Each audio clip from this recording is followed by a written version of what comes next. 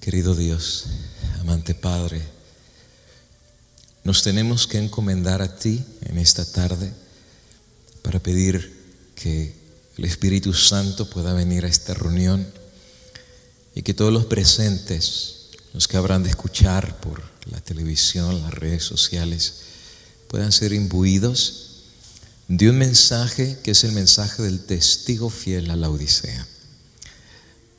Necesitamos una reforma y un revivamiento a nivel personal, en nuestros hogares, en nuestras iglesias, para preparar el camino del Señor para el descenso del Espíritu Santo. Pero hasta que la piedra no pueda ser quitada del camino, ¿cómo podemos esperar el don de Dios?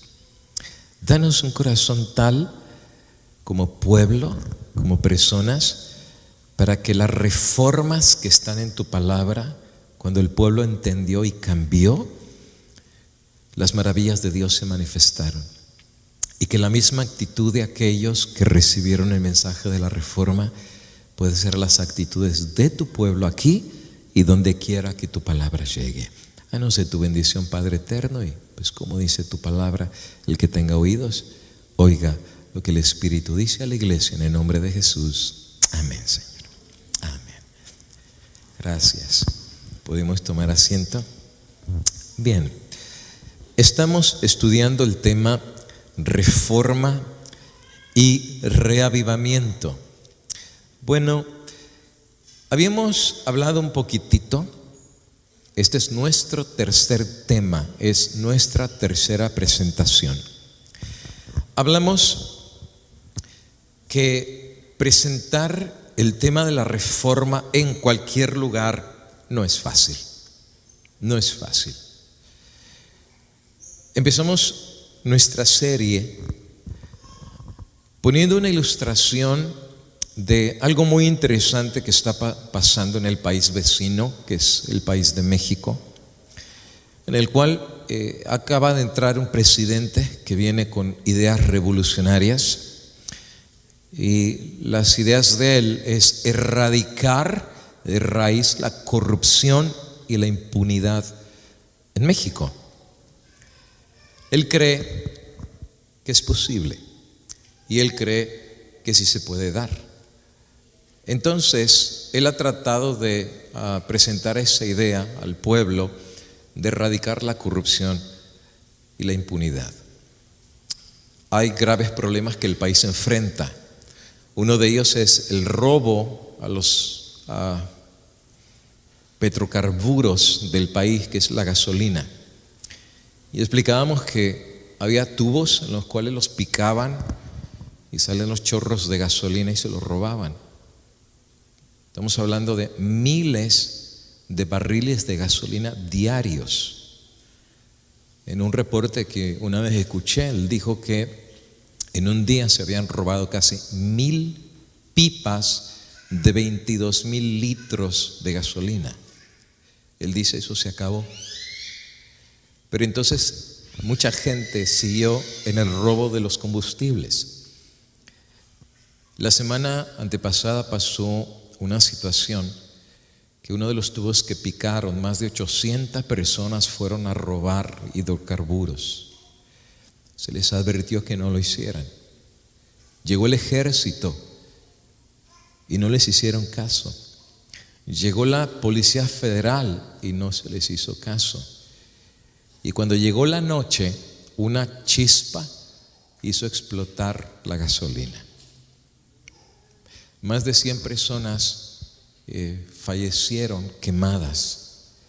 Y más de 100 personas estuvieron y aún están siendo tratadas gravemente por las quemaduras. No es fácil cambiar. No es fácil transformar nuestras ideas de la noche a la mañana cuando por toda una vida hemos estado acostumbrados a vivir de cierta forma. Pero la reforma es indispensable si queremos cambios en nuestra vida. De ahí la idea de esta serie de reforma y reavivamiento. Nosotros hemos recibido de Dios un mensaje que como pueblo necesitamos reformarnos si queremos un reavivamiento en nuestro medio. El Espíritu de Profecía decía que la mayor y urgente de todas nuestras necesidades es la de un reavivamiento de la verdadera piedad de nuestro medio. Y el procurarlo, buscarlo, pedirlo, necesitarlo, debe ser nuestra primera obra. Es casi como que en la junta directiva de cada iglesia, las primeras cosas que aparezcan en su agenda es cómo reformar al pueblo de Dios, cómo traer una verdadera reforma que traiga un verdadero reavivamiento en nuestro medio. La sierva del Señor asegura que esta reforma y reavivamiento tiene que ser administrada bajo la obra del Espíritu Santo. Quiere decir que las reformas que tenemos que hacer son tan dramáticas y tantas que solo el poder de Dios es capaz de hacer esto a nivel de la persona y a nivel de la iglesia. Alguna gente dice: ¿y por qué no ha descendido el Espíritu Santo todavía en las iglesias?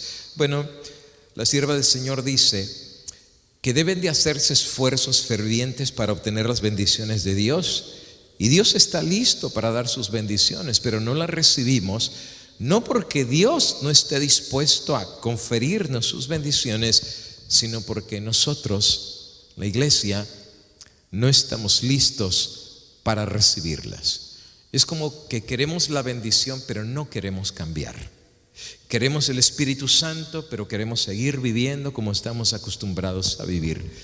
Queremos que en un estado de tibieza el Espíritu Santo venga, que en un estado de apatía el Espíritu Santo descienda, que en vidas con pecados ocultos o abiertos, aún así queremos que el Espíritu Santo venga. No hemos entendido cómo funciona esto. No puede haber reavivamiento si no hay reforma en el pueblo. No podemos esperar la gloria de un cambio si primero el pueblo no cambia, si primero la iglesia no cambia, si primero los hogares no deciden cambiar. ¿Cómo vendrá el derramamiento de una lluvia de bendiciones si el pueblo sigue igual, sin reformarse y sin cambiar? Hablando de la reforma, habíamos estudiado que hay muchas reformas que la Biblia nos testifica que se dieron en Israel. Estudiamos ya lo que significaron estas reformas, qué es lo que los provocó y el significado que tiene para nosotros. Haciendo un recordativo, hablamos de las decisiones que Jacob tomó de limpiar su casa. ¿Recuerdan ustedes? Sacar los ídolos, romper los ídolos, cambiar los vestidos, limpiar su hogar. Y eso trajo un montón de bendiciones sobre su casa.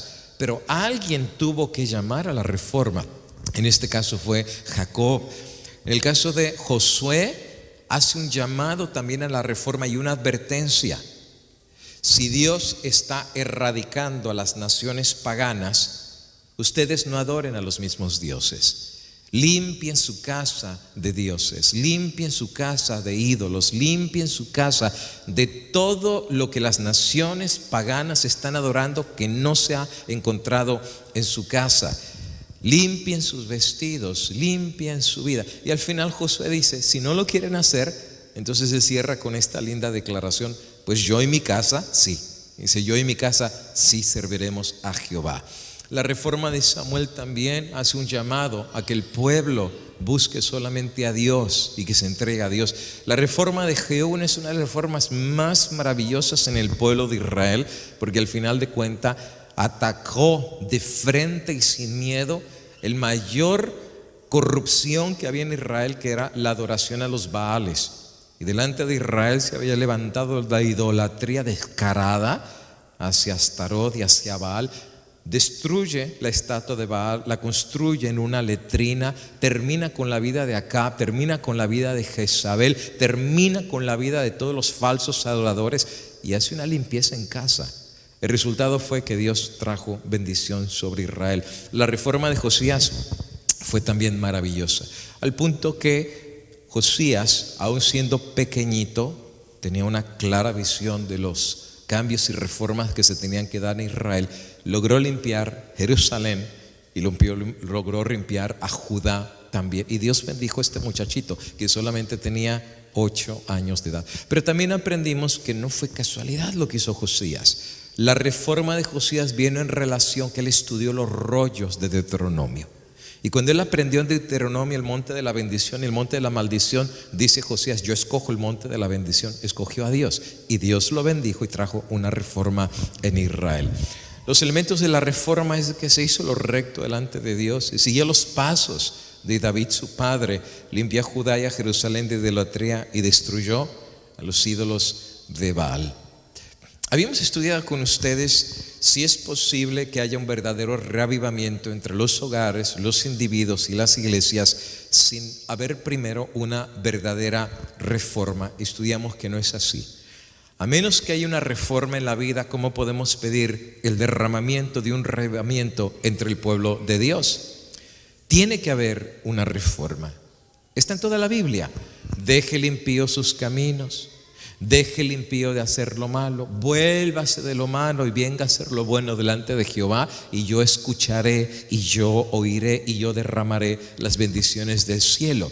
Dios anhela que su iglesia, que los hermanos, que las familias, que los jóvenes, que los adultos, las madres y los padres tengan un espíritu sin miedo y con valor de reformar donde Dios os ha puesto a dirigir.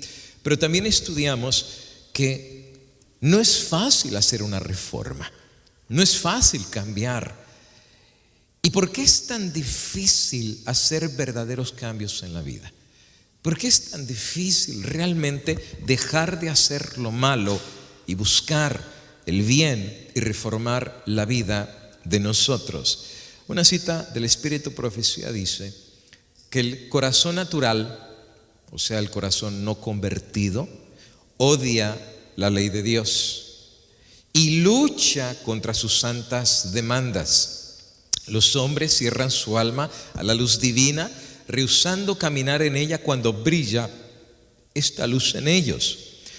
Ellos sacrifican la pureza del corazón, el favor de Dios y su esperanza del cielo a cambio de la complacencia egoísta o las ganancias mundanales. En otras palabras, cuando una persona no está convertida a Dios, las cosas espirituales no le son atractivas. Nos gusta el mundo, nos gusta la mundanalidad, nos gustan las cosas que no tienen que ver con Dios. Y cuando Dios nos eleva la norma, el corazón no ve tan atractivo las cosas espirituales si el corazón aún sigue en mundanalidad. Ahora, Dios nos llama a obedecerlo.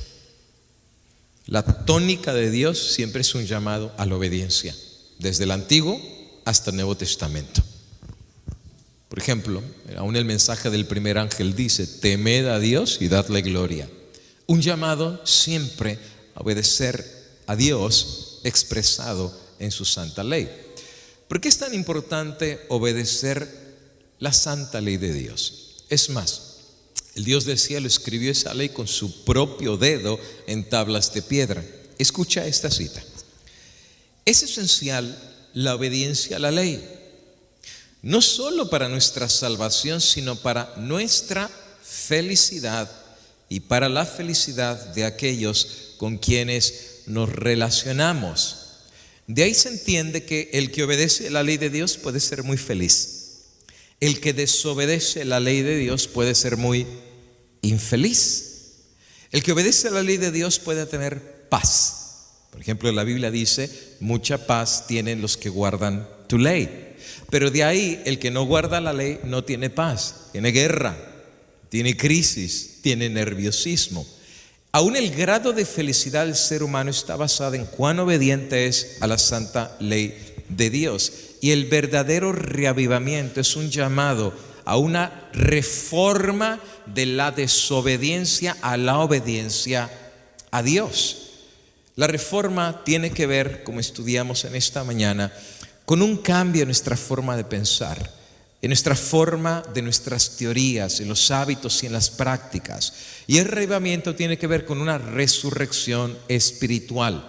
La resurrección espiritual es muy posible siempre y cuando la persona decida hacer una reforma en la vida, volver a Dios, obedecer a Dios, quitar la rebelión, es dejar de estar peleando con Dios y decir: ok, tú tienes la razón, me sujeto, me reformo, escojo tu camino, y el resultado puede ser un reavivamiento.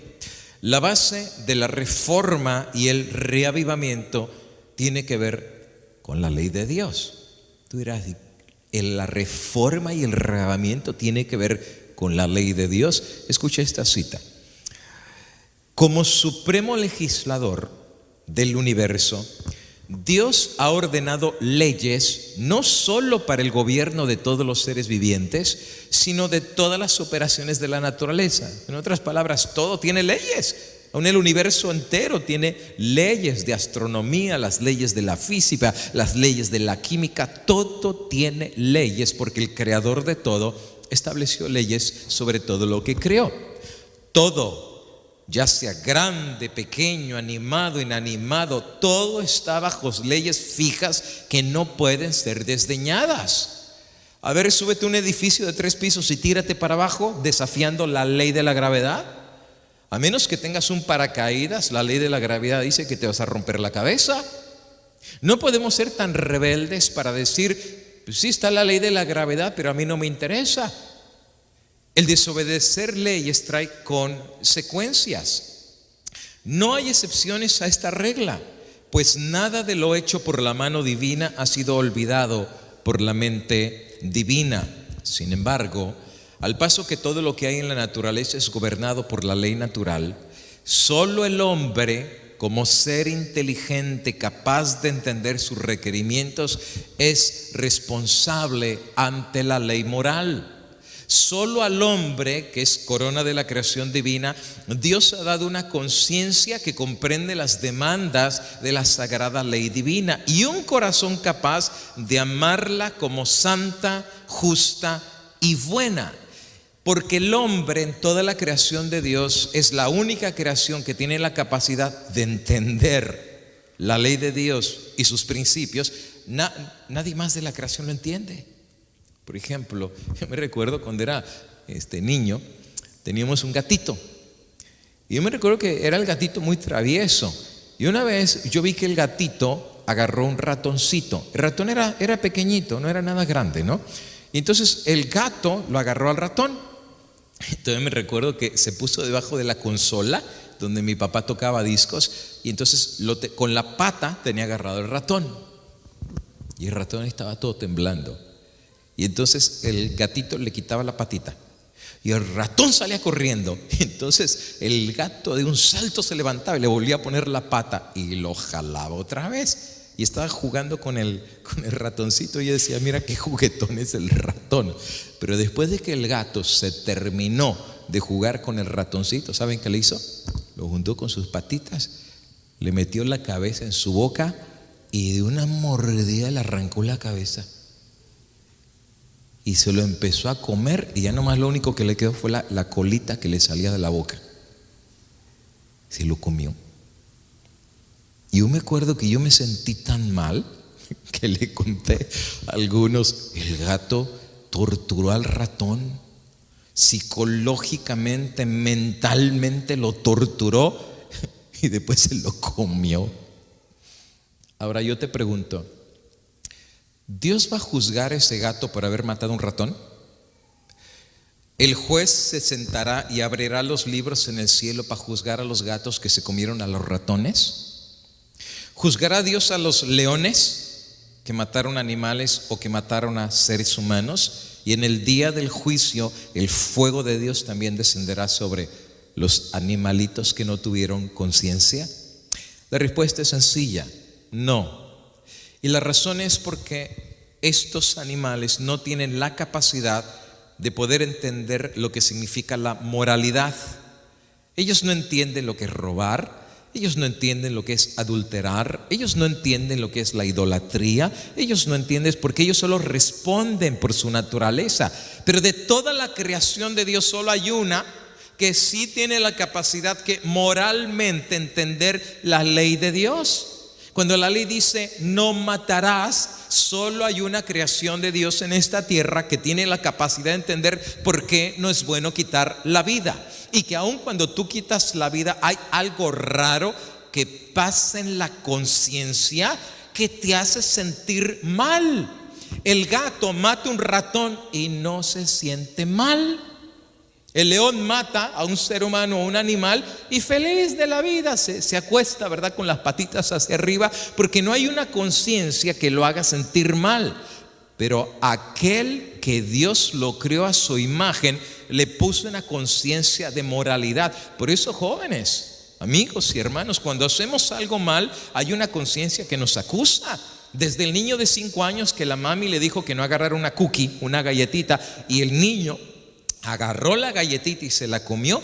Hay niños que vienen llorando con sus mamás: mamita, me siento tan mal. ¿Y por qué? Porque te desobedecí. Solo los seres humanos tienen esa conciencia, y Dios espera que los seres humanos entiendan por qué Dios les puso una ley, que ellos investiguen, estudien la razón de esas leyes.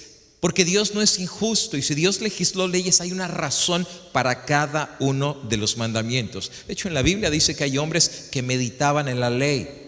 A ver, ¿de qué se trata eso de no robar? ¿Qué se trata eso de no matar? ¿Qué se trata eso de no adulterar? Ahora, la Biblia dice que hay gente en este mundo que nunca tuvo el conocimiento de la ley. Por ejemplo, los blacandones de Chiapas, las tribus del África, tribus perdidas allá en los Himalayas, que nunca conocieron la palabra de Dios y menos la ley de Dios. Pero ¿sabe qué se encontraron en estas tribus? Que dentro de ellos hay un factor de conciencia grande. Por ejemplo, hay tribus, es curioso, ¿no?, que nunca llegó un misionero, nunca les dieron un estudio bíblico, y tú encuentras que el estilo de vida de esas tribus es muy similar a los 10 mandamientos. Por ejemplo, en esas tribus está prohibido robar, y al que roba lo castigan. Hay lugares que los que roban les cortan la mano, porque ellos han encontrado que robar es malo. Por ejemplo, el hombre que le quita la mujer al prójimo, ni te digo lo que les hacen. No tienen ley. Pero ¿cómo ellos saben entonces que adulterar es malo? Porque en su conciencia razonan. Oye, ¿a ti te gustaría que te quitaran tu mujer? No, entonces tú no le quites la mujer al prójimo. ¿A ti te gustaría que te robaran tu vaquita? No, entonces no robes la vaca del prójimo. El razonamiento, la conciencia. La pregunta es, ¿quién les puso eso? ¿Cómo saben ellos que robar es mal? ¿Cómo saben que matar es mal? ¿Cómo saben que quitar la propiedad ajena está mal? ¿Cómo saben que quitarle la mujer al prójimo está mal? Porque son creación de Dios, y Dios les dio razonamiento y conciencia. Por eso los que creen en la evolución no entienden esto. Por ejemplo, los jovencitos. La próxima vez que tu maestro en la escuela evolucionista diga que tú vienes del chango, hazle una pregunta. Dile: oiga, profe, ¿y en qué momento al chango, que se le cayó la cola, el chango le entró lo que se llama conciencia? Porque yo veo a los burros, a los perros, a los caballos, a los gatos, a los ratones, y veo todos los animales, ninguno tiene conciencia. Los únicos que tenemos conciencia somos los seres humanos. ¿En qué momento de la evolución le entró la conciencia? ¿Cuándo? Usted dice que se le cayó la cola, pero ¿cuándo le entró la conciencia? Cuando el chango, que se hizo hombre, Homo sapiens, como le llaman, y últimamente le llaman Homo sapiens sapiens, o sea, el chango inteligente, así le dicen. Cuando ese chango inteligente que descubrió el fuego y la rueda, ¿cuándo le entró la conciencia? ¿Cuándo supo que robar era malo? ¿Cuándo supo que matar era malo? Porque ningún otro animal lo tiene, pero ellos sí lo tienen. No hay respuesta. Ellos no saben. Ellos no saben. ¿Cómo un evolucionista puede saber si venimos de la evolución y no hay un Dios que puso leyes? ¿Cómo definimos lo bueno de lo malo? ¿Cómo definimos qué está bien y cómo definimos qué está mal? Porque no hay un Dios y no hay reglas. Sin embargo, en todas las culturas, la gran mayoría de culturas entienden que es bueno y entienden que es malo. La sierva del Señor es clara. Solo el hombre creado a la imagen de Dios tiene esa facultad de poder entender en conciencia la ley de Dios, porque el Creador hizo esa ley.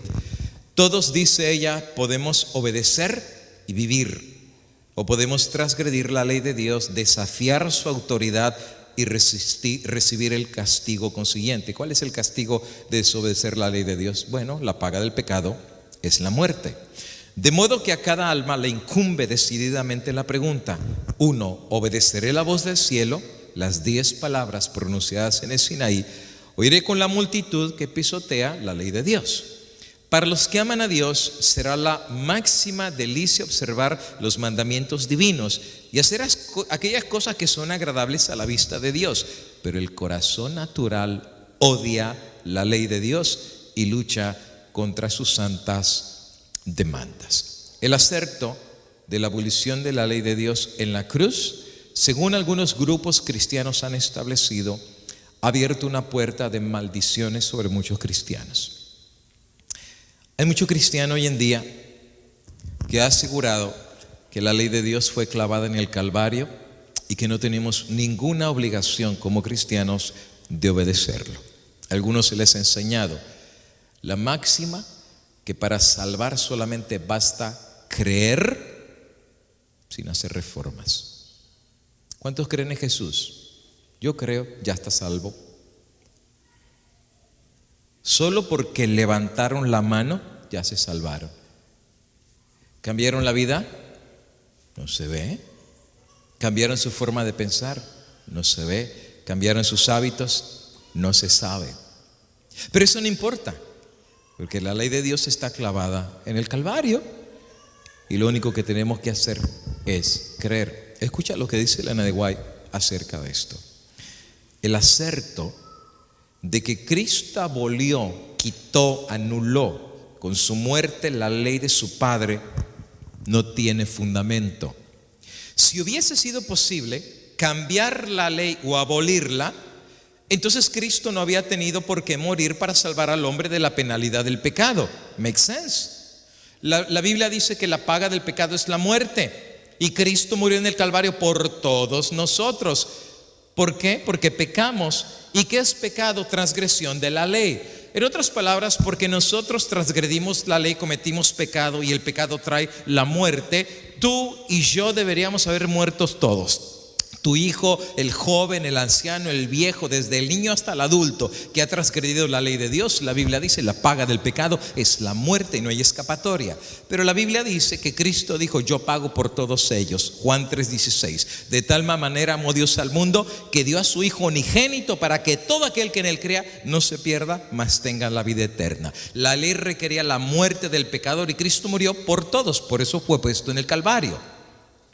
Ahora, si Cristo murió en el Calvario para pagar la paga del pecado o el resultado del pecado, que era la muerte, ¿no hubiera sido más fácil quitar la ley? Y si no hay ley no hay pecado, y si no hay pecado no hay muerte. ¿No era más fácil al Dios del universo haber dicho: saben que no hay ley, y si no hay ley no hay pecado, y mi hijo no tiene que ir a morir por ustedes? Pero ¿no les parece interesante que el Dios del universo más bien mandó a su hijo a morir para cumplir la exigencia de la ley? Qué interesante es decir: Cristo murió y quitó la ley. No, amigo y hermano, Cristo murió para cumplir la exigencia precisamente de esa ley, que Dios no la pudo haber cambiado, porque Dios no puede cambiar las reglas del universo. La ley, la muerte de Cristo, lejos de abolir la ley, prueba que la ley es inmutable. El Hijo de Dios vino a engrandecer la ley y a hacerla honorable. Él dijo: no pienses que vine a quitar la ley. Hasta que pase el cielo y la tierra, ni una jota ni una tilde pasará de la ley. Amigo y hermano, el problema nunca ha sido la ley de Dios. La ley de Dios es santa, es justa, es hermosa, es perfecta, es el espejo del carácter de Dios. ¿Quiere conocer usted cómo es el carácter de Dios? Simplemente basta con ver la ley. La ley te describe quién es Dios. Cuando la ley dice no matarás, Dios respeta la vida. Cuando la ley dice no robarás, Dios respeta la propiedad que no le pertenece a Él. ¿O tú crees que Dios no te puede sacar de tu cartera el 10% de tu dinero? No, eso tú lo tienes que traer. Dios no es ladrón. Eso te tiene que nacer en el corazón y traer lo que le pertenece a Dios. ¿Acaso un día en la semana no le pertenece a Dios, que es el sábado? Pero Dios no te saca de la cama para venir acá. Tú tienes que venir y dedicarle ese día a Dios. Dios no agarra lo que no le pertenece a Él. Cuando Dios dice no codiciarás y no cometerás adulterio, Dios respeta el sagrado matrimonio, un hombre y una mujer. En otras palabras, la ley explica quién es Dios, es su carácter. Por eso Jesús dijo, no pasará ni una jota ni una tilde. Ahora escucha, tú dirás, ¿y esto qué tiene que ver con la reforma y el arrebatamiento? Escucha, falsas teorías sobre la santificación debidas a que no se hizo caso a la ley divina o se la rechazó, desempeñan importante papel en los movimientos religiosos de nuestros días. Estas teorías que tienen que ver con la santificación y la ley, estas teorías son falsas en cuanto a la doctrina y peligrosas en sus resultados prácticos. Y el hecho de que haya tan general aceptación hace doblemente necesario que todos tengan tan claro su comprensión de lo que las Sagradas Escrituras enseñan sobre este punto. La doctrina de la santificación verdadera es bíblica. Podemos encontrar un montón de versículos que Dios anhela que su iglesia, los matrimonios, los hogares y los cristianos anhelen y busquen la santidad. Y la Biblia nos enseña cómo se puede alcanzar la santidad. El Salvador oró por sus discípulos: santifícalos con la verdad, tu palabra es la verdad. Y San Pablo enseñó que los creyentes deben ser santificados por el Espíritu Santo. Pero ¿cuál es la obra del Espíritu Santo? Jesús dijo a sus discípulos: cuando viniere aquel, el Espíritu de verdad, Él los guiará al conocimiento de toda la verdad. Y el salmista dice: tu ley es la verdad. Por la palabra y el Espíritu de Dios quedan de manifiesto ante los hombres los grandes principios de justicia encerrados en la ley divina. Y ya que la ley de Dios es santa, es justa y es buena, un trasundo de la perfección divina, resulta que el carácter formado por la obediencia a esa ley también será santo. O sea, que el que está guardando la ley que es santa se está santificando. Recuerda, la palabra santificar no significa que te salen lucecitas del cuerpo. Eso no es santificar. La palabra santificar significa apartarse. Eso significa santificación. En otras palabras, cuando tú te apartas de lo malo, te estás santificando, te estás apartando. Cuando la Biblia dice deje limpio su camino, es un llamado a la santidad, es un llamado al apartarse. Cuando la Biblia dice no toques lo inmundo, es un llamado a la santidad, es un llamado a apartarte. Cuando una persona obedece a Dios, se está santificando, o sea, se está apartando de lo malo. Sigue diciendo de ella: Cristo es el ejemplo perfecto de semejante carácter. Cristo dice: he guardado los mandamientos de mi Padre, hago siempre las cosas que le agradan. Los discípulos de Cristo, fíjate, han de volverse semejantes a Él, es decir, adquirir por la gracia de Dios un carácter conforme a los principios de la santa ley. Y esto es lo que la Biblia llama como santificación. En otras palabras, nadie puede santificarse si pisa la ley. Nadie puede santificarse verdaderamente si no se aparta de lo malo y regresa a la obediencia de la santa ley de Dios. En otras palabras, nadie que sea un ladrón puede decir que está santificándose. Nadie que sea un mentiroso puede decir que está santificándose. Nadie que sea un codicioso puede decir que está santificándose, porque no se está apartando de nada. Sigue robando, sigue mintiendo, sigue en la idolatría, y no puede decir al mismo tiempo: pues bueno, soy idólatra, pero me estoy santificando. Soy ladrón, pero estoy caminando en santidad. ¿Saben ustedes cuántos cristianos hoy en día pertenecen a iglesias camino de santidad, y todo es de santidad y santidad, ¿verdad? El gozo de la santidad, el pueblo de la santidad, y ponen el nombre santidad en todos lados, y la ley de Dios la han hecho a un lado. ¿Cómo se pueden santificar si la santificación es apartarse del pecado y volver a la ley de Dios? Por eso la sierva de Dios dice, hay una confusión terrible entre el cristianismo de qué significa la santificación. Poner en práctica los mandamientos de Dios, eso es la verdadera santificación. De ahí que estar santificados va de acuerdo a la santa ley de Dios. Esta obra no se puede realizar sino solo por la fe en Cristo, por el poder del Espíritu de Dios que habita en el corazón. San Pablo amonesta a los creyentes: ocupaos en vuestra salvación con temor y temblor, porque Dios es el que en vosotros obra así el querer como el hacer por su buena voluntad. El cristiano sentirá las tentaciones del pecado. ¿Qué es el pecado? Transgredir la ley de Dios. Quiere decir que cada día va a haber una oportunidad de romper la ley de Dios. Cada día tú vas a tener chance de robar, cada día tú vas a tener chance de mentir, cada día vas a tener oportunidades de codiciar, cada vez vas a tener una oportunidad de faltar en tu matrimonio con una mujer, cada vez vas a tener la chance de poner ídolos delante de ti, hacia la televisión, el deporte, las novelas, las caricaturas, el PlayStation, y la lista sigue. Cada día la tentación del pecado para apartarte de Dios va a estar ahí.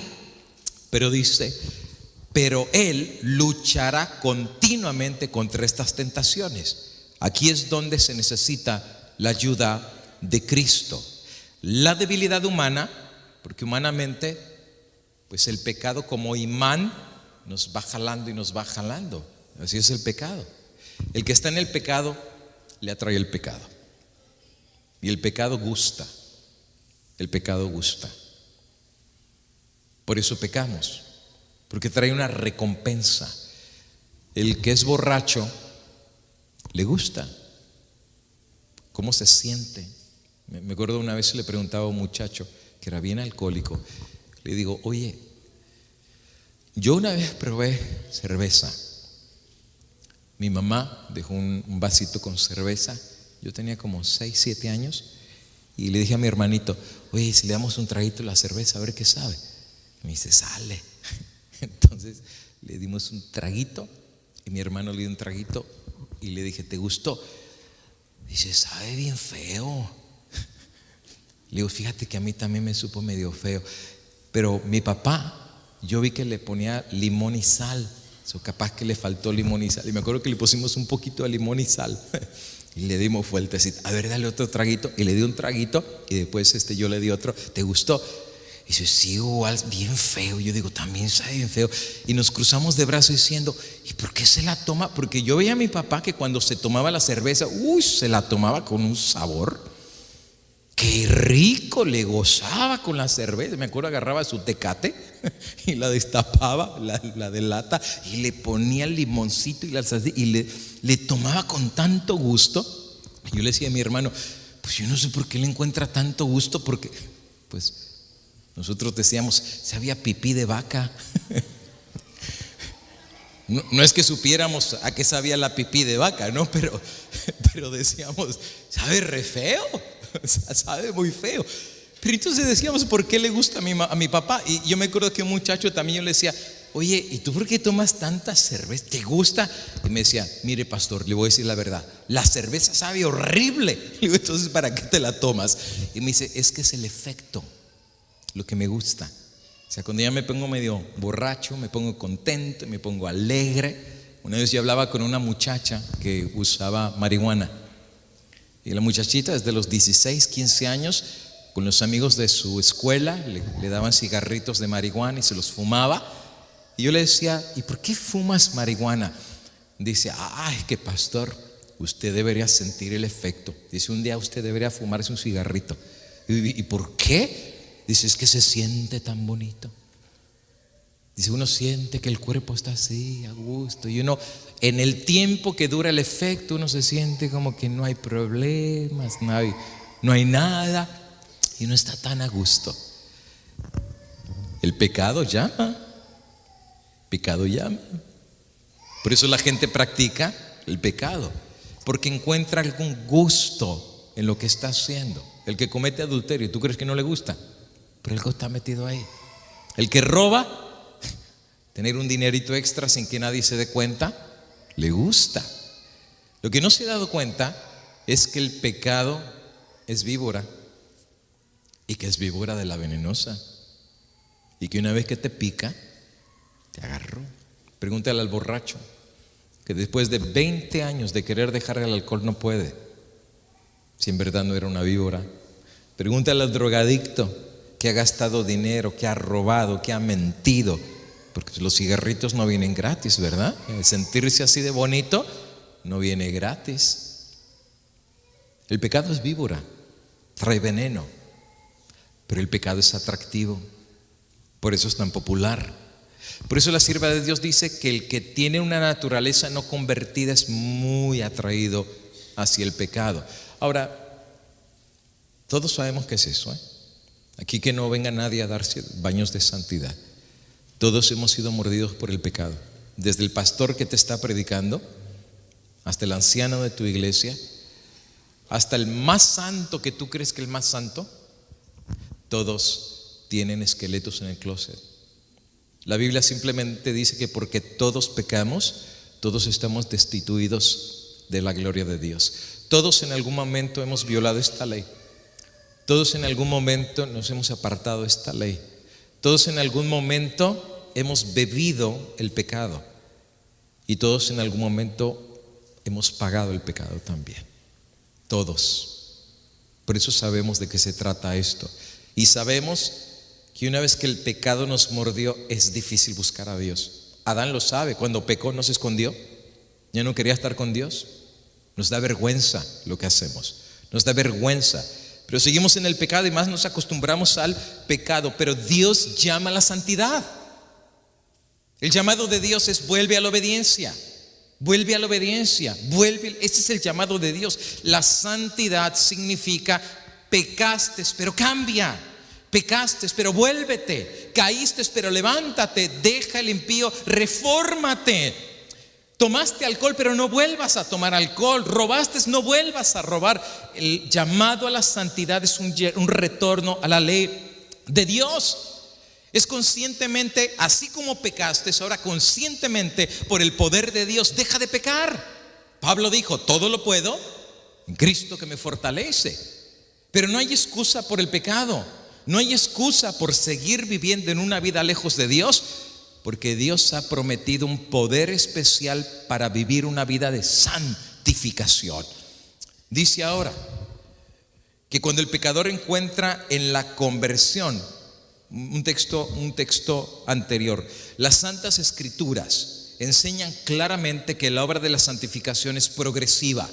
Quiere decir que Dios te va apartando paso a paso, poco a poco, pero por seguro Él te va elevando. Te va apartando de la inmundicia y el charco en el que te metiste, y de a poco te va levantando para que un día te vuelvas a poner de acuerdo a la santa ley de Dios que rompiste. Cuando el pecador encuentra en la conversión la paz con Dios por la sangre expiatoria, la vida cristiana no ha hecho más que empezar. Ahora debe llegar al estado del hombre perfecto, crecer a la medida de la estatura de la plenitud de Cristo. De ahí que la obra de la justificación es rápido, la obra de la santificación puede tomar toda la vida. Quiere decir que cuando tú crees en la sangre de Cristo y la sangre de Cristo te toca, apenas estás comenzando, hermano, el camino de la santificación. Apenas tu conciencia se despertó, apenas te das cuenta que tu pecado es sucio y que es malo lo que estás haciendo. Ahora finalmente tu conciencia queda alerta y tú dices: creo que robar es malo. Creo que la borrachera también lo es. Creo que las 3-4 mujeres que traigo está mal. Creo que ese carrito que me robé no era lo correcto delante de Dios. Apenas el Espíritu Santo te está abriendo los ojos y apenas el camino a la santificación apenas va a empezar. ¿Qué quiere decir? Que vas a tener tus luchas. En el camino a la santificación va a ser un proceso. Hay gente hoy en día que cree que la santificación es solo levantar la mano. Ya creí, ya soy salvo. Una vez salvo, siempre salvo. Y ya no hay un llamado a la santificación diaria y a la santificación mutua. ¿Y sabes qué? Cuando salen a la vida real van a tener un montón de pruebas, tentaciones todos los días. Pero se les ha enseñado y se les ha metido una teoría que por haber levantado la mano y creer es justificación y santificación completa, y ya están salvos solo porque creyeron. No entienden. Es un proceso de toda la vida. Tú lees la Biblia. Pedro estuvo 3 años y medio con Cristo, y en 3 años y medio todavía tenía defectos de carácter. En 3 años y medio todavía era cobarde. En 3 años y medio traicionó a Cristo 3 veces. En 3 años y medio le temblaron las piernas. En 3 años y medio de andar con Cristo decía majaderías todavía. Y 3 años y medio se estuvo con Jesús. La obra de la santificación poco a poco fue haciendo su efecto en Pedro para elevarlo cada vez más, apartarlo para cumplir la ley de Dios. Y lo logró por el poder del Espíritu Santo. Negó 3 veces, pero después la Biblia ya no nos dice que negó, fue santificado, se apartó. Y cuando lo meten en la cárcel y lo va a matar, Pedro prefiere que lo maten a obedecer al hombre antes de obedecer a Dios. Eso es la santificación. Dios te va elevando progresivamente y te va reformando por el poder del Espíritu cada día.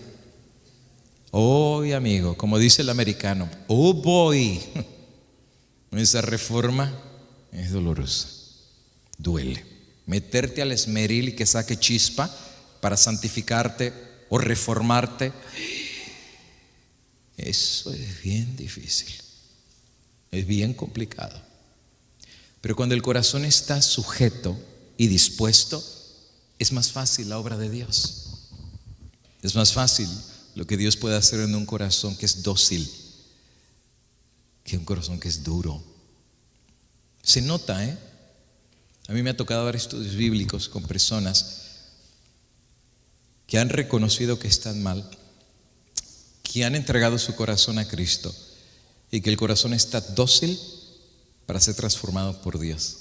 Me recuerdo con mi esposa, una vez tuvimos una experiencia de una familia tan querida que estudiamos con ellos, que resulta ser de que el hermano usaba barba, bigote grande, una barba así encandado y tenía su barba grandota.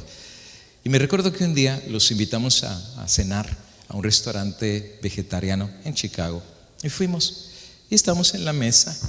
Creo que mis niñas no habían nacido todavía, hace muchos años, y nos sentamos en la mesa. Y entonces, mientras estábamos hablando, yo me le quedé viendo a la barba del hermano porque le había crecido un poquito más. Y entonces le digo, oiga, hermano, tiene barba grande, No, nunca me había fijado cuán grande tiene su barba. Tiene barba grande, Y dice, sí. Y si nunca se la ha cortado. Dice, no. Se quedó callado, como por 1 minuto. Me dice, me disculpa, pastor. Se levantó, se fue al baño. Y me acuerdo que me volteé a ver con mi esposa y yo dije, híjole, creo que metí la pata.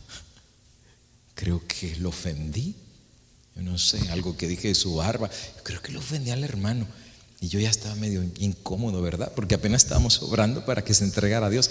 Tardó un buen rato en el baño y finalmente cuando salió se sentó. Se me quedó viendo y le digo, oye, hermano, pues con pena, ¿no? Yo dije algo que le molestó, dije algo que lo ofendió, porque yo le mencioné de la barba y se fue al baño y duró un buen rato. Lo ofendí en algo, yo preocupado, ¿verdad? Y él se me queda viendo y me dice, ¿sabe, pastor? ¿Sabe por qué yo tengo esta barba? Le digo, no. Dice, un hijo mío casi se me murió. Yo le recé a la Virgencita de corazón. Y yo le dije a mi Virgencita que si la Virgen me salvaba a mi niño, yo iba a hacer devoción a la Virgen. Tú sabes que hay gente que hace votos, ¿no? Se visten de una manera por 1 año, hacen peregrinación, se le hacen una manda y una promesa. Si yo le prometí a Dios que si me salvaba a mi hijo, yo me iba a dejar crecer la barba siempre. Y dije, pastor, por eso tengo la barba. Pero si en la Biblia Dios me pide que yo me corte la barba, yo acabo de ir al baño a orar, y si Dios me pide que yo me corte la barba, pastor, esta noche me corto la barba. Y eso me tocó el corazón. Y hay un hombre que tiene el corazón listo para ser educado por Dios, que no es un corazón duro, que no es un corazón rebelde, que cuando Dios lo llama a elevarse está listo. Señor, usted hable, ¿qué quiere que yo haga? Ese es un corazón convertido que Dios lo va a ir santificando hasta crecer a la medida de la estatura de la plenitud. La santificación tal cual la entiende el mundo religioso en general, lleva en sí un germen de orgullo espiritual y menosprecio de la ley de Dios, que nos la presenta como del todo ajena a la religión de la Biblia. Sus defensores enseñan que la santificación es una obra instantánea, por lo cual mediante solo por la fe alcanzan la perfecta santidad.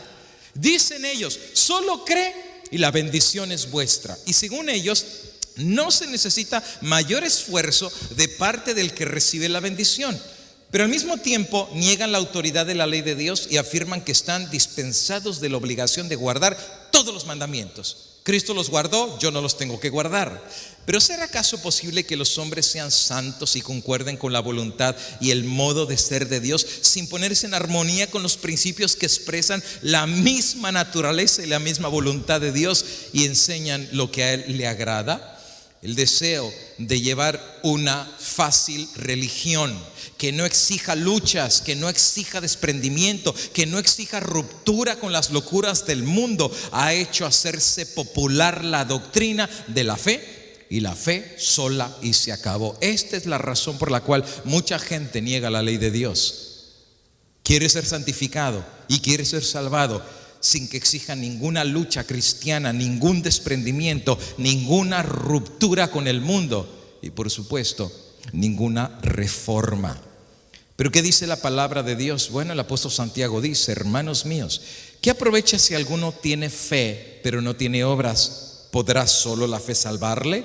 ¿Quieres saber, hombre vano, que la fe sin las obras es muerta? ¿Acaso no fue justificado por las obras Abraham nuestro padre cuando ofreció su hijo Isaac sobre el altar? ¿O acaso no veis que la fe obró con obras y que la fe fue perfeccionada por las obras?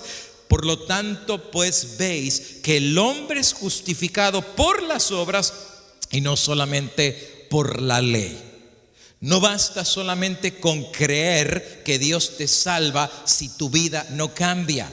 No basta con decir Dios es poderoso si no te quita el alcoholismo, si no te quita la soberbia, si no te quita el orgullo. La fe sola, sin una vida transformada, es una fe muerta. No significa nada. Llevo el título de cristiano, pero mi vida sigue violando la ley de Dios, sigue violando los mandamientos del Señor, y el resultado es pura confusión de mente. Y yo veo que esto pasa constantemente en aquellos que han hecho a un lado la palabra de Dios, pero piensan al mismo tiempo que son salvos. Cuando prediqué una vez en Chicago, en una iglesia pentecostés, llegué a la casa que estaba a un lado de la iglesia. El anciano de la iglesia vivía ahí. Cuando llegué, el pastor no había llegado, le pidió que me recibiera, platiqué con el hermano, me dice: ¿usted es el pastor que va a predicar? Le digo: sí, hermanito. Pues bueno, bienvenido a mi casa, el culto empieza al rato. Me dice: oiga, ya aprovechando que usted está aquí, que mi pastor no está, me quiero hacer una consulta. Le digo: ¿qué pasó, hermanito? Dice: fíjese que yo soy anciano de iglesia, yo soy apóstol, hablo en lenguas.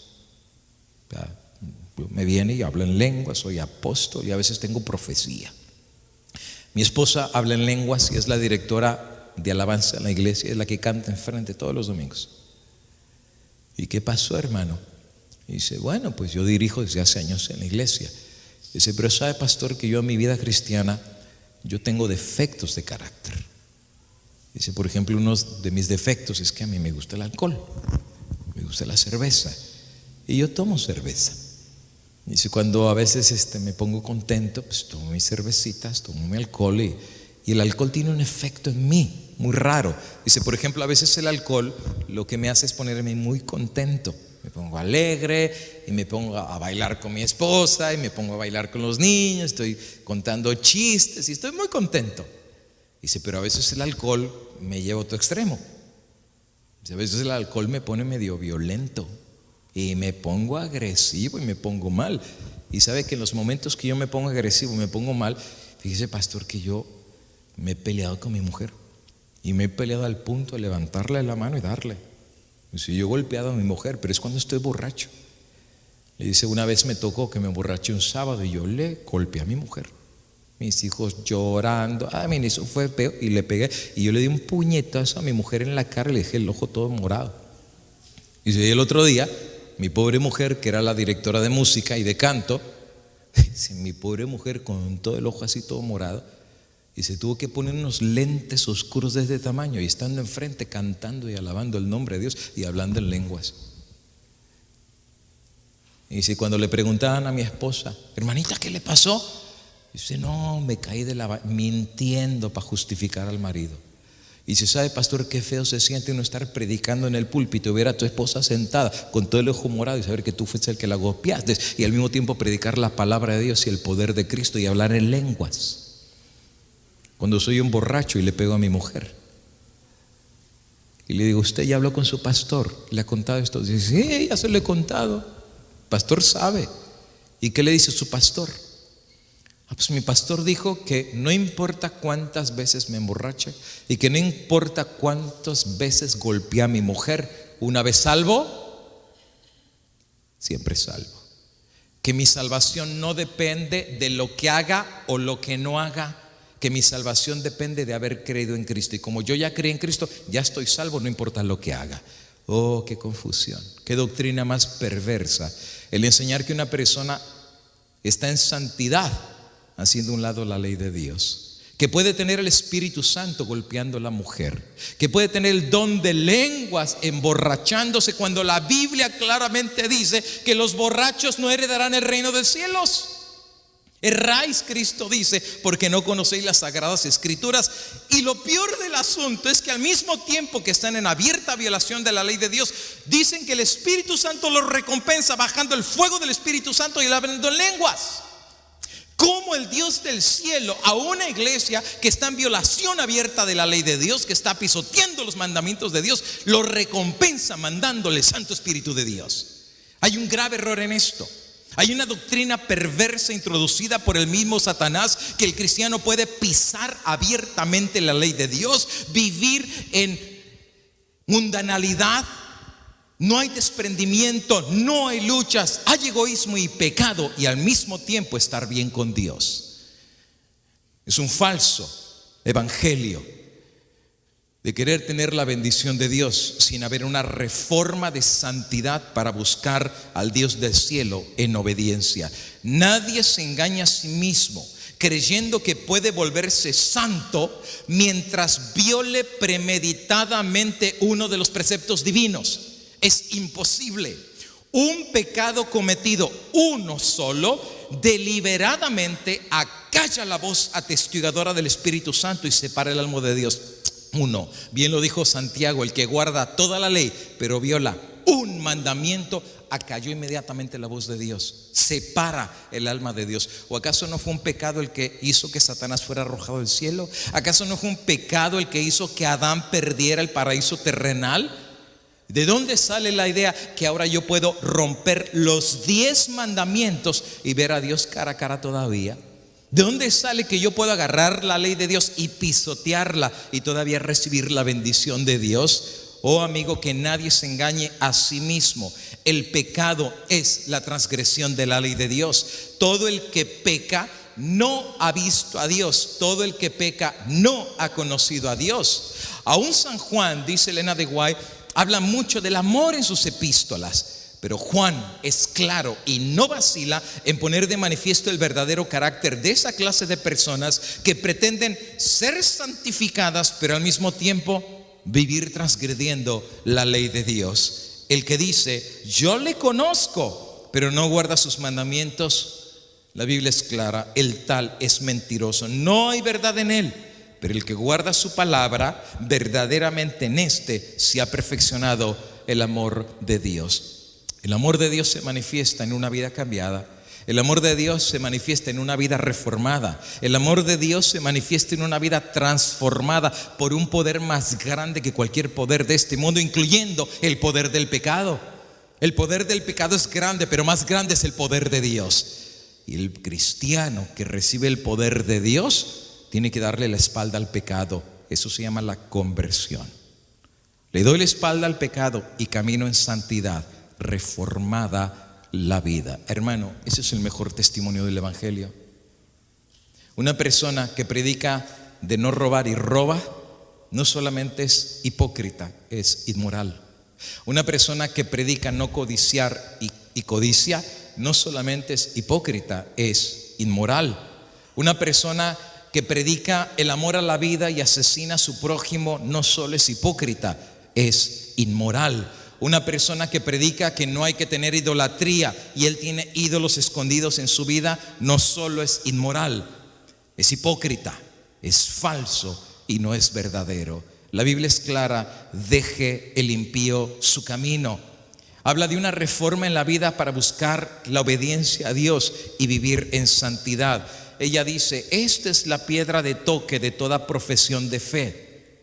No podemos reconocer como santo a ningún hombre sin haberlo comparado primero con la sola regla de santidad que Dios ha dado en el cielo y en la tierra. Esto es su ley. Si los hombres no sienten el peso de la ley moral, si empequeñecen y tienen en poco los preceptos de Dios, si violan el menor de estos mandamientos y así enseñaren a los hombres, no serán estimados en el cielo.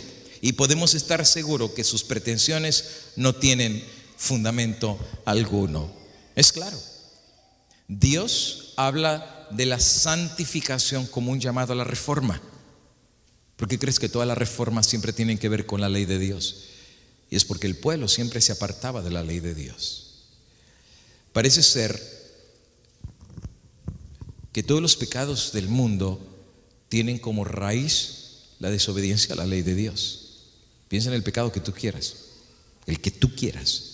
Todos tienen su origen y raíz en la desobediencia al decálogo de Dios. Elena de Goy explica en esta declaración: a pesar de estas inspiradas declaraciones, ¿cuántos cristianos de profesión están debilitando sus facultades en búsqueda de ganancias o en el culto que tributan a la moda?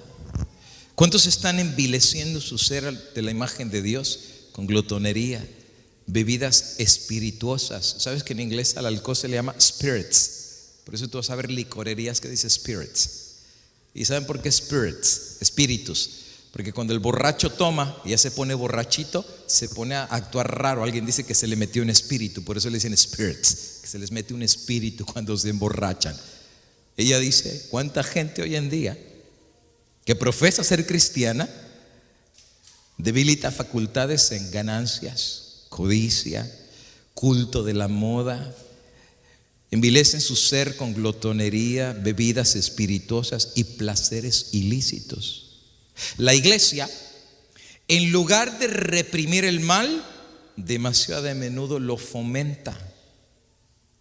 La misma iglesia apela a los apetitos, el amor al lucro, los placeres para llenar su tesoro, que el amor a Cristo es demasiado débil para colmar. Si Jesús entrase a las iglesias de nuestros días y viese los festejos, el tráfico impío que se practica en el nombre de la religión, ¿no arrojaría acaso todos estos profanadores como arrojó de los templos a los cambiaderos de moneda?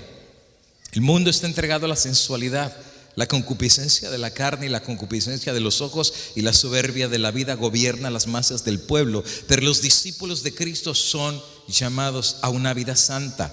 Dios dice: salid en medio de ellos y apartaos, dice el Señor, no toquéis lo inmundo.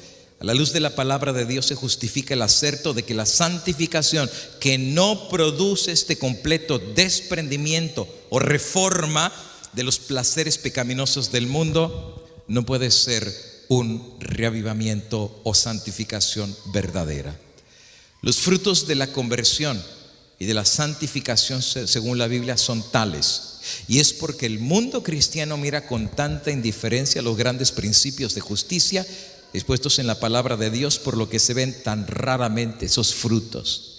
Esta es la razón por la que se ve tan poco esa obra profunda y duradera del Espíritu de Dios que caracterizaba los reavivamientos en tiempos pasados. Pero eso dura tan tiempo el reavivamiento, solo un ratito. pero el corazón regresa a violar la ley de Dios. Solo un ratito se despierta la conciencia y saliendo de la iglesia volvemos a pisar los mandamientos de Dios. Somos cristianos de experiencia, de yo-yo, a veces arriba, a veces abajo. La razón es porque no deseamos realmente echar de nuestra vida esos ídolos. La ley de Dios dice: no tendrás dioses ajenos. Pero si somos sinceros, ¿cuántos dioses tenemos en nuestra vida? Somos idólatras espirituales. Es duro, porque así crecimos. Yo me recuerdo que nosotros, cuando conocimos la palabra de Dios, esa palabra sacó muchas cosas de nuestra vida, muchas. Te puedo dar una lista larga, porque en mi familia realmente habíamos bebido el vino de Babilonia. Pero cuando conocimos la palabra, uno a uno los ídolos, literalmente ídolos. Mi mamá tenía vírgenes, crucifijos, Virgen María, tenía tantas cosas en la casa. Tenía veladoras, tenía velas, tenía cirios, tenía de todo. ¿Fue fácil recibir la ley de Dios? Oh, no, hermano. Oh, no, eso fue una guerra campal. Así como de una guerra. Quitar los crucifijos, oye, hermano, eso era toda la vida en eso. Mis dos tías, de parte de mi papá, madres superioras monjas, una en Celaya y otra en Ciudad de México. Mis abuelos católicos, mis tías católicos, los vecinos católicos, el del frente católico. Hermanos, todos crecimos en eso. Viene la palabra de Dios, no fue nada fácil. Leer la ley de Dios en donde dice: no tendrás dioses ajenos delante de mí. Pues yo los tenía delante de mí a mis espaldas, porque en la cabecera estaba uno y enfrente había otro. No los tengas. Señor, ¿qué significa? Quítalos. No te harás imágenes, pues ahí la tengo. No las venerarás, pues tengo las veladoras. Bajar esos ídolos, hermano, fue una decisión de vida o muerte. Pero ¿qué tú esperas? La santidad de Dios y al mismo tiempo tener la idolatría. El reavivamiento espiritual y tener ídolos delante de Dios, cuando su ley claramente dice: no tendrás dioses ajenos. Se fueron quitando, pero no fue sin lucha. Mucha rodilla, mucha oración, mucho el pedir y el conocer la voluntad de Dios en su palabra. Pero amigo, no se trata de conocer la voluntad. ¿De qué sirve que sepas la voluntad si no la haces? No es el oidor, sino el hacedor de la palabra que es justificado. Queríamos ser justificados, pero ¿cómo podemos ser justificados si la palabra la ignoramos? ¿Cómo podemos ser justificados si la ley la desechamos? Estábamos en el punto en el cual, o tomar la decisión o de santificarnos o de rebelarnos. Dios se compadeció de nosotros y puso en nosotros el deseo de limpiar la casa. Y empezaron a salir los ídolos. El diablo lo vio y dijo: se me van estos, se me van estos, se me van. Uno a uno de los ídolos se fue sacando de la casa. El ídolo del alcohol, el ídolo de la comida, el ídolo de los inciensos, el ídolo de la idolatría en objetos de madera o de barro, todo fue saliendo. Nos bautizamos, fíjate, nos entregamos a Dios. Fue una experiencia linda y maravillosa. Entonces el diablo dijo: pues no tienen ídolos de piedra, no tienen ídolos de madera, pero les voy a meter otros ídolos. Y el diablo es muy astuto. Empezó a introducir ídolos mundanales en nuestros corazones. Oh, sí.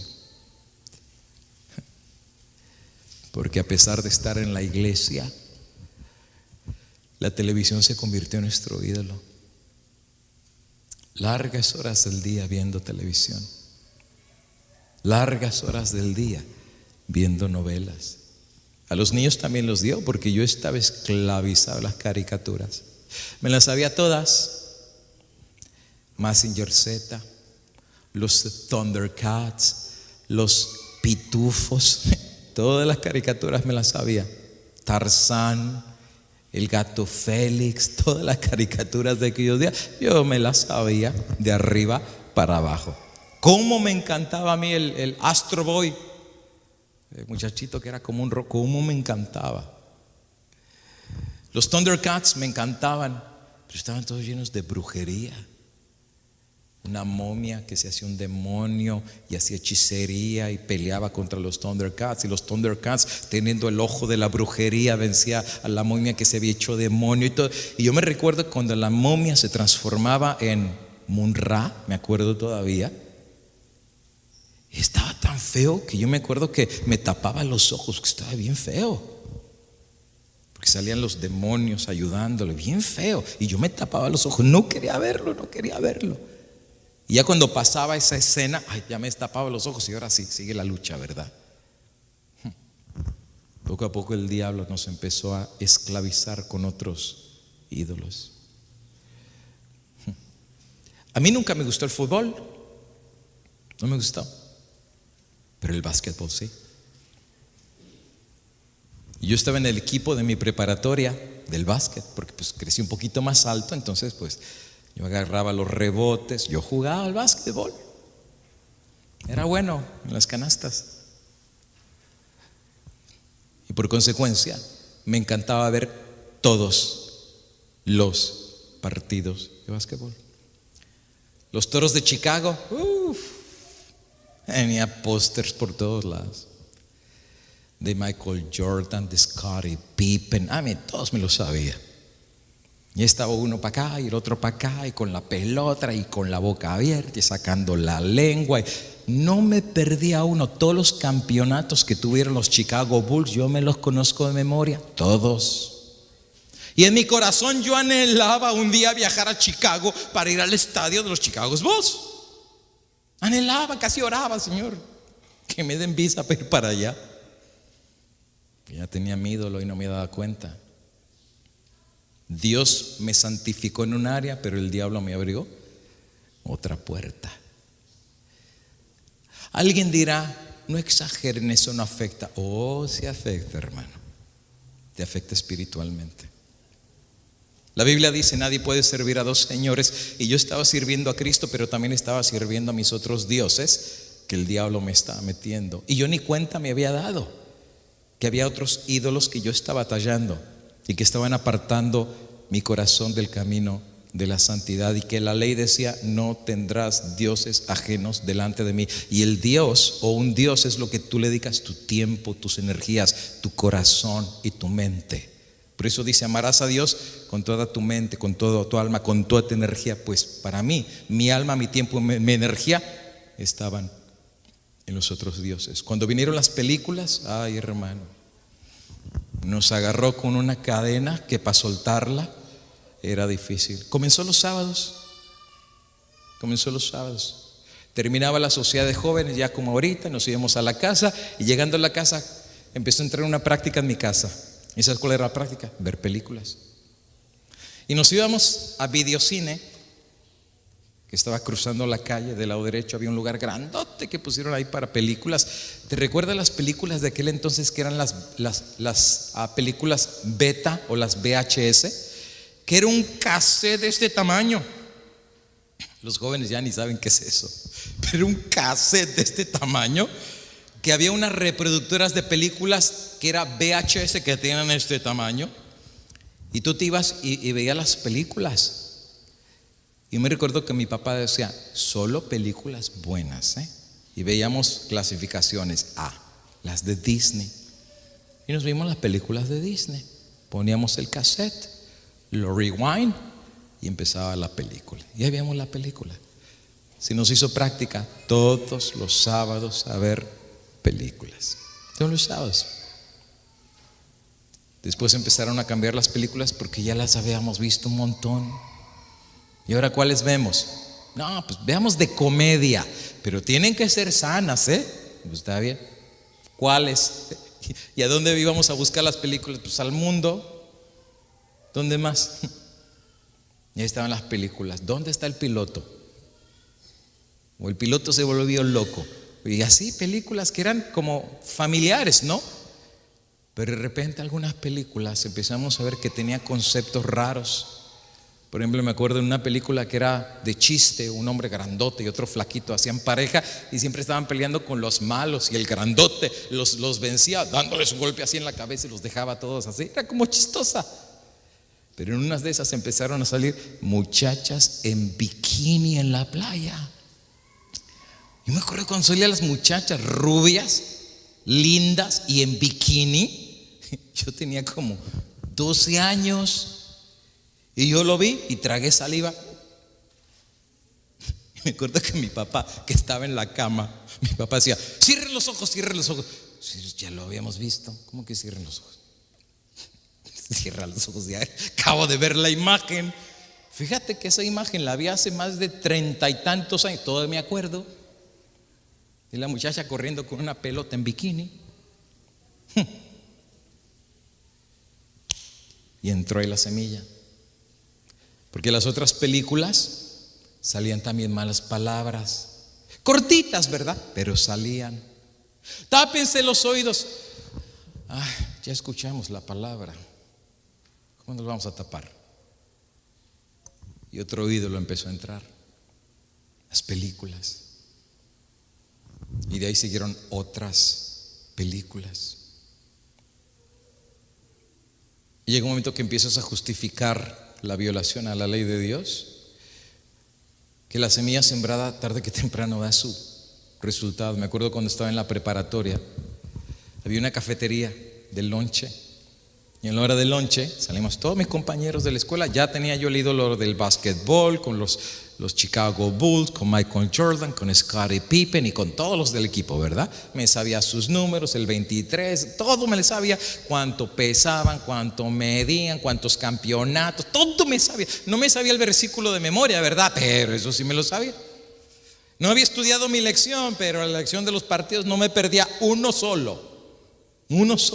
Y se ponían cardíacos al final, que estaban casi empatados y siempre aparecía Michael Jordan y hacía su tirada de 3 y ganaba el partido. Me encantaba. Eso ya tenía mis ídolos ahí en el cajón, pero ahora salen las películas. Pero como ya había visto a esa edad ya tantas películas, y es joven, no estamos hablando de 1 y 2, y en esa etapa yo me había visto como 500. Pues ya me sabía la cartelera, pero era familiar, ¿verdad? Me recuerdo que en ese entonces salió una película que se llamaba Contacto Sangriento, con Van Damme, que muchos jóvenes ni los conocen. En aquellos días los de mi generación saben que era un karateca francés, que era buenísimo. A todo el mundo les daba unas palizas, y salió Contacto Sangriento. Y cuando vamos a la lonchería, yo para comer mi torta de frijoles, porque a mi mamá siempre le gustaba darme tortas de frijoles, y yo con torta de frijoles, listo para comer mi torta de frijoles con mi soda. Y cuando veo, está en la pantalla que el de la lonchería puso Contacto Sangriento. En mi casa nunca me hubieran dejado ver Contacto Sangriento. ¿Por qué crees que se llama Contacto Sangriento? Porque era un contacto bien sangriento, era una de golpes por todos lados. Y yo me recuerdo, la cafetería se llenó como moscas en la miel, todos apachurrados. Y yo me acuerdo que me tiré toda la película. No la pinteamos. ¿Sabes qué es no la pinteamos? En México es una expresión de te saltaste la clase. Pues yo me salté la clase, creo que me salté como 2 hasta que se acabó la película. La emoción de los gritos, eso era como estar en un estadio de fútbol, todo el mundo gritando, y cuando era el golpe, eso sí era bien sangriento. Una violencia que yo, la verdad, y yo te digo, yo salí de ver la película con ganas de darle patadas a todo el mundo. No, en serio, ya me sentía yo el karateca. Ya me sentía que olvídate. Y luego en la escena salió ahí el hombre desnudo con la mujer desnuda. ¿Tú crees que eso no te golpea aquí? ¿Tú crees que eso no te afecta? Ya tenía mis ídolos. Así como Jacob le dijo a su casa: saquen los ídolos que tienen escondidos. Dios a esta iglesia nos llama a volver otra vez a la santidad. Hemos visto muchas cosas que no deberíamos haber visto. Hemos oído muchas cosas que nunca deberíamos haber escuchado. Hemos guardado ídolos en nuestra cajuela, de nuestra mente, que tienen que salir de ahí. Porque mientras esos ídolos estén en nuestra vida, ¿cómo podemos estar en santidad? Porque mientras esos ídolos los tengamos guardados en el corazón, el diablo nos quitó otros ídolos, pero nos metió otros. Hay que tener discernimiento para ver cómo el diablo actúa para romper tu relación con Dios, apartarte de su ley y que te lleve al monte de la maldición. Mi vida empezó a cambiar. Mi experiencia espiritual comenzó a cambiar. Ya no era el niñito que entró tan inocente a la iglesia. Porque, hermano, cuando este servidor entró a la iglesia, yo era realmente un santo. Era un niño bien inocente, gordito, con el pelo parado, pero bien inocente. Niño que se me presentaba en mi escuela, niño que le hablaba de Cristo, niño que le hablaba de Dios. Estaba en el camión que me llevaba a la iglesia, y el que se sentaba a mi lado, yo le hablaba de Cristo, yo le hablaba de Dios. Un niño inocente, limpio y puro. Pero el diablo nos empezó a meter ídolos en nuestra casa, y una vez que entran, cuesta mucho trabajo sacarlos. El objetivo del diablo, pisar la ley de Dios.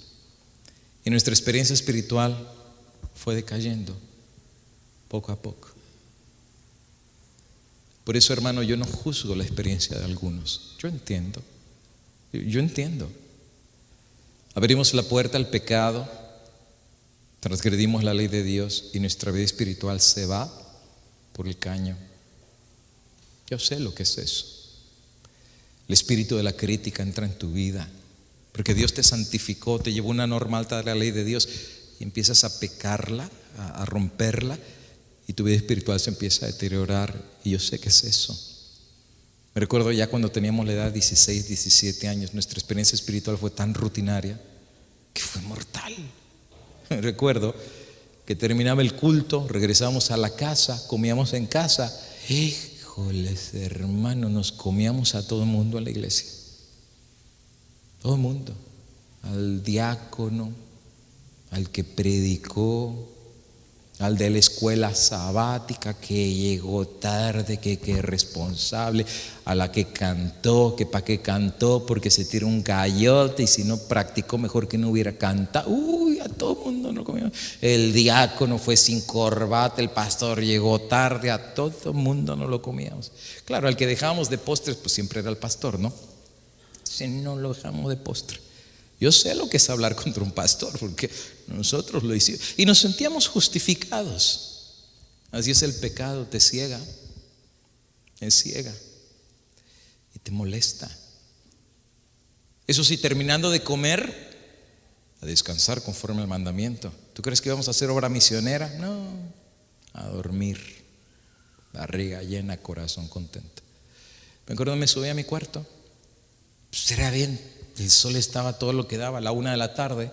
Así porque nuestro sermón era un ratito y a la casa, eso de 2 horas, ni que fueran Gambeto Rivera. No, 30 minutos y vámonos a la casa. Comíamos, el sol viene en alto y había que dormir, porque la sociedad de jóvenes es hasta las 5:30 de la tarde. Así es que le colgaban 4 horas. Entonces, ¿qué hacía? Yo agarraba la cobija gruesota que tenía, la metía en un clavo, en el otro clavo en la pared, oscurito. Pero como estaba bien el sol en alto, no podía dormir. Pero encontramos una solución para que nos entrara sueño: poner un sermón. Entonces, agarramos el cassette, poníamos el sermón, y a los 15 minutos a dormir, a descansar conforme al mandamiento. Mi papá nos tocaba la puerta: sociedad de jóvenes, vámonos. No, está buena la cama. Te alcanzamos, papá. Mi papá se iba y nos dejaba. Yo me recuerdo que yo me tenía que ir en camión a la iglesia, en autobús. Yo decía, no, yo traer la Biblia. Me van a ver que soy cristiano y que soy, aleluya. ¿Qué hago? Yo me ponía un saco grandote de mi papá. Lo abría el saco, metía la Biblia acá y lo cerraba, que no vieran la Biblia. Fíjate espiritualmente hasta dónde había llegado mi condición. que hasta escondía la Biblia. Me recuerdo que una vez iba en el autobús, estaba lleno el autobús, y yo empujando la Biblia así, agarrado así. Ya sabes cómo son los camiones de ella, ¿verdad? Y vas así, y los camiones que manejan tan suavecito que en una vez el camión se dio un frenón, ¡pum! Casi todo el mundo nos caímos. Yo terminé todo colgado, ay, pero no me caí. Y entonces una viejita dice: joven, digo, ¿qué pasó? Se le cayó la Biblia. La Biblia tirada en eso. Yo, ay, Señor, trágame tierra. Y agarré la Biblia y yo con la cara toda roja, con la Biblia en la mano, porque yo no quería que nadie supiera que era cristiano. Y ahora la Biblia se me había caído. Esa era mi condición. Eso sí, pero ya llegando a la iglesia, saca la Biblia y ahora sí, ya llegué. Ahí sí ya no me daba vergüenza, ¿verdad? Porque estaba en la iglesia. Qué condición tan tibia.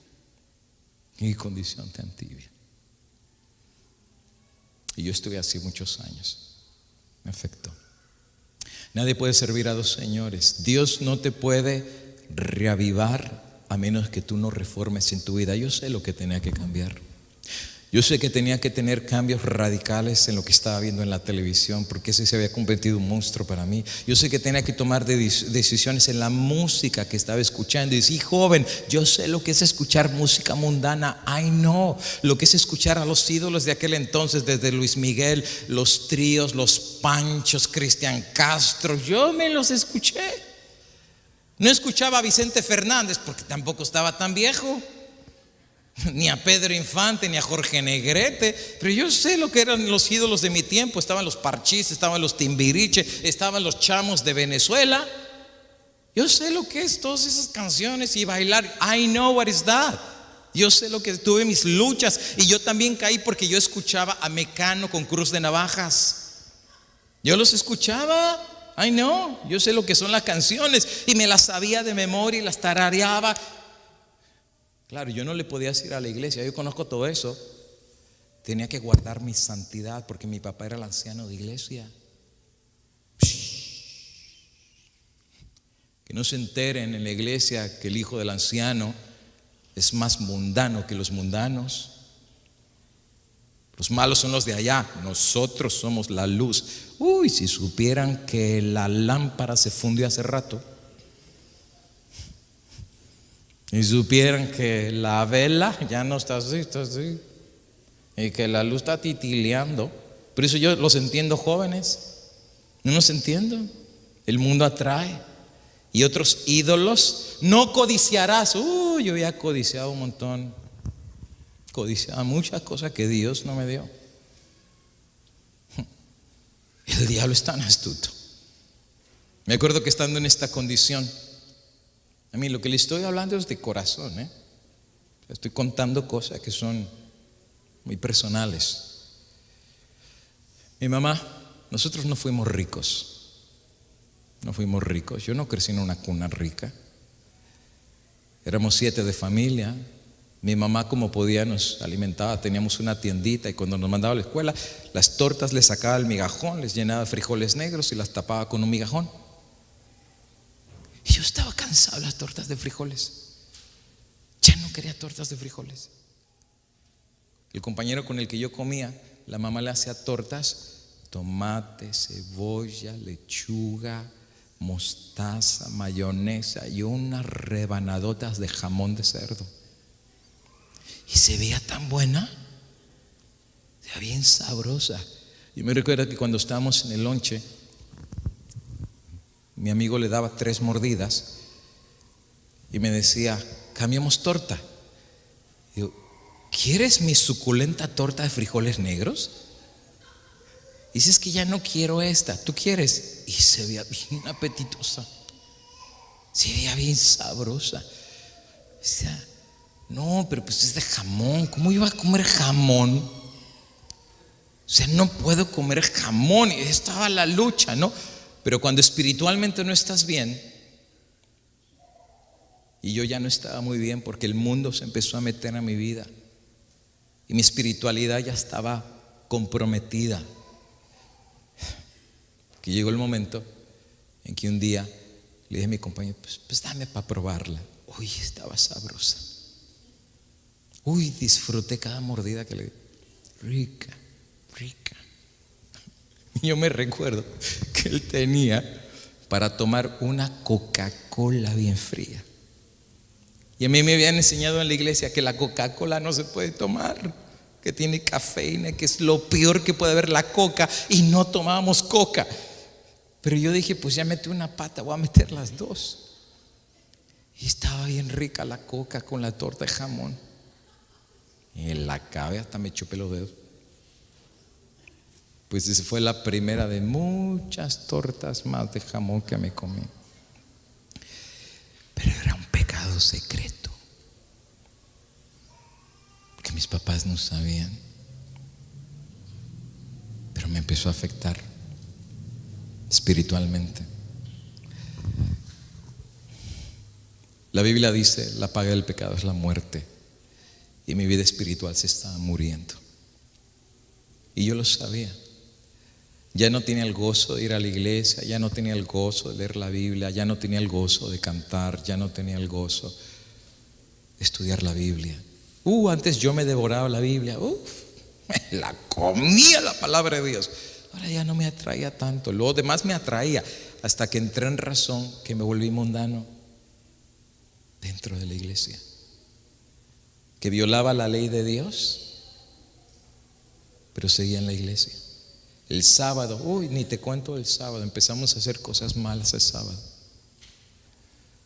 Ya lo empecemos a transgredir, hablando cosas que no deberíamos, hablando de negocios que no deberíamos. Ya empezamos, no dice la Biblia, el que transgrede en uno, termina transgrediendo todos. Así estábamos nosotros, transgrediendo cada uno de los mandamientos de Dios. ¿Cómo aterrizó mi vida? Hasta que yo finalmente, hasta fue un baile mundano en un viernes de noche. ¿Es de la noche a la mañana? No, el camino a la santificación es progresivo. El camino a la inmundicia también es progresivo, de a poquito, pero por seguro. Hasta que llega un momento que el Dios del cielo te hace un llamado a la reforma. Y llegó el día de mi reforma. Como el mensaje de esta mañana, duro, que Dios te pone el dedo en la llaga y te dice: estás muerto. Y yo no te voy a reavivar a menos que no reformes tu vida con el poder de mi Espíritu Santo. Y Dios me puso entre la espada y la pared. Duro. Son de esos momentos que tú lloras cuando se te dice tu verdad. Son de esos momentos que te ponen seriamente a pensar y que te confrontan con la realidad de lo que eres y lo que te has convertido. Y es cuando Dios aprovecha esa oportunidad para llevarte a un verdadero cambio en tu vida. Para decir: ya no puedes ir hacia abajo, no puedes seguir siendo hipócrita, no puedes seguir siendo un phony. Tienes que ser lo que eres. Limpia tus manos, saca tus ídolos. Es un llamado a la reforma. Y Dios se compadeció de mí. Me hizo llorar, me hizo tocar fondo, me hizo abrir los ojos y me hizo clamar a Dios. Por eso yo entiendo todo lo que les estoy diciendo. Dios quebrantó mi espíritu. Dios me convenció de mi culpabilidad. Dios mostró la miseria de mi vida espiritual. Y me acordé de aquel niño inocente que entró a la iglesia. Me acordé de aquel niño limpio que era yo cuando conocí a Dios. De esa vida limpia, que si yo hubiera muerto ese día, Cristo de seguro me hubiera llevado al cielo. Porque Dios sabía que mi corazón era limpio y puro. En esa pureza, me acuerdo que una noche que mi abuelo no quería saber de Dios, esa noche junto a mi cama caí de rodillas y yo le dije: Señor, que yo me pierda y mi abuelo se salve. Estuve listo para dar mi vida por mi abuelo. Así estaba mi vida espiritual en esos días. Pero cuando me aparté de Dios, tan triste y tan lejos de Dios me perdí. Pero Dios se compadeció de mí. Y Dios me regresó otra vez a su camino. Hizo una reforma en mi vida. Y Dios me regresó a su ley. Volví a experimentar la conversión al reformar mi vida. Y fue cuando tomé la decisión de no ser abogado, sino dedicar mi vida a Dios para ser un pastor. Y hubo un cambio en mi vida. Y entonces, en vez de ir a la universidad para abogado, me fui a la universidad para ser pastor de la Iglesia Adventista del Séptimo Día. Y no somos perfectos, porque la santificación toma el proceso de toda la vida hasta que Cristo regresa. Pero el llamado a la reforma y a la santificación sigue siendo real. Dios anhela en ti también una reforma. Dios anhela que te compares con esta ley. ¿Hay ídolos en tu vida? ¿Estás tallando ídolos que están reemplazando el lugar de Dios? ¿Estás codiciando la basura de este mundo que no te corresponde? ¿Estás codiciando gloria, honor, riquezas, carros, mansiones, fama y popularidad en vez de codiciar la perla de gran precio? ¿Estás deshonrando a tu padre y a tu madre porque la sociedad lo hace? ¿Estás levantando la santa ley de Dios en tu vida? ¿Estás codiciando la mujer que no es tuya, joven? ¿Estás codiciando las mujeres que salen en las películas? ¿Estás codiciando las mujeres que estás viendo en la pornografía? ¿Estás codiciando y tu mente se está ensuciando al abrirle la puerta a la codicia a una mujer que no te corresponde? Hermano, ¿estás teniendo una relación secreta en las redes sociales? Si yo les contara cuánta gente en todas las iglesias, aquí y en otros lados, en otras iglesias, han venido conmigo a decirme que sus hogares han sido destruidas por amigos secretos en el internet, por amigas secretas en el internet. Y cuando el marido se entera o la mujer se entera, hasta ahí llegó su matrimonio. ¿Te estás comparando con la ley de Dios? No adulterarás, no fornicarás, no codiciarás, no tomarás el nombre de Dios en vano, no tendrás dioses ajenos delante de mí. Elige la vida, dice Dios, el camino de la santidad, el camino de la obediencia, porque para lo que el hombre es imposible, para Dios todo es posible. Si elegimos la reforma, Dios traerá un reavivamiento en tu vida espiritual. Y te puedo decir que es posible, porque cuando te reformas en la vida, Dios te da una segunda chance y Dios te cambia el corazón y vuelve otra vez a poner ese espíritu bonito que había en ti. Te gozas de venir a la iglesia, te gozas de cantar, te gozas de estar 1 hora y media aquí parado hablando de Dios. Con eso te digo todo. Porque si uno no se gozara, hace 1 hora y 20 minutos este sermón lo hubiera finalizado y aquí se rompió una taza y cada quien para su casa y me voy a descansar, que estoy bien cansado. No, hermano, me gozo en compartir al Cristo que me amó. Me gozo en compartir a mi amigo, a mi hermano, a mi Señor, al que se compadeció de mí. Me encanta hablar de Dios. Me encanta contar una experiencia de una persona que estaba en el pecado y que Dios la redimió, la transformó y que sigue haciendo esa obra. Ese es mi testimonio. Y por eso yo creo, amigo y hermano, que el reavivamiento es posible siempre y cuando hay una verdadera reforma en la vida. Cuidémonos. Y si el diablo nos hizo caer, reformémonos pidiendo el poder de Cristo. Y prepárate, porque una vez que te reformas, te vacías de ti, sacas todos los ídolos de tu vida y de tu casa por el poder de Cristo. Y ahora sí, levante la mano y diga: Señor, llena mi copa. Me vacié, llena mi copa. Y el Señor te va a llenar tu copa y vas a poder decir como David: mi copa está rebosando. Pero ya no es más de los ídolos de este mundo. Dios me ha llenado de él. Y ahora vas a ver esta ley y vas a decir: cuánto amo tu ley, cuánto amo tus mandamientos, y sobre todo, cuánto amo al dador de los mandamientos. La ley de Dios, Dios te la está poniendo en el corazón. Esta iglesia, la Odisea, necesita serias reformas y también necesitamos un verdadero reavivamiento. Y la promesa es que Dios va a cumplir esa reforma y ese reavivamiento por el poder del Espíritu Santo en aquellos que oigan y en aquellos que estén dispuestos a que el Espíritu Santo haga esta obra. Pongámonos de pie y vamos a cerrar con una palabra de oración y vamos a pedirle al Dios del cielo que al comenzar esta semana nos pueda ayudar, nos pueda bendecir. Que el Dios del cielo al comenzar esta semana traiga serias reformas en tu vida. Que esta semana el Dios del cielo te presente su santa ley de amor, te compares con ella y pidas el poder de Dios para una reforma en tu vida. Y si hay algún mandamiento que estás rompiendo, cae de rodillas y dile: Señor, rompe ídolos, rompe orgullo, rompe codicia, rompe espíritu bélico, rompe lo que tengas que romper es una nueva criatura de mí. Renuévame, refórmame y hazme a tu imagen y a tu semejanza. Caigamos de rodillas, vamos a pedirle a Dios esto en oración en esta noche. Amante Dios, Padre eterno, tu palabra es clara. No podemos caminar el camino de la santidad mientras estemos abiertamente violando tu ley. Pero todos hemos pecado, eso dice tu palabra. ¿Cómo tú nos puedes dar un reavivamiento cuando consciente e inconscientemente estamos en abierta rebelión contra ti?